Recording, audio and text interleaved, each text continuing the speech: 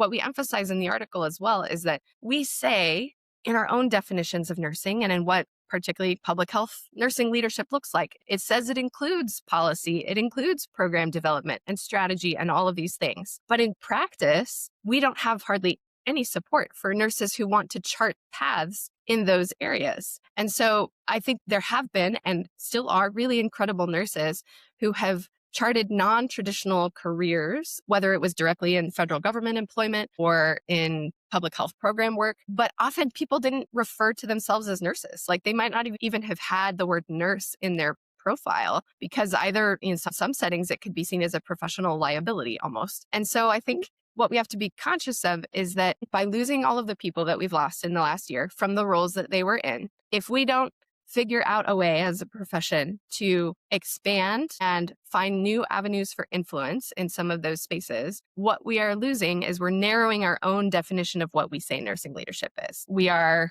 retrenching into only clinical or academic spaces and then saying, but why aren't you listening to us? Why aren't you taking our voice? But if we're not in the spaces outside of those clinical or academic avenues, then there's just less of us to be near the door to be able to jump into a conversation when it's meaningful.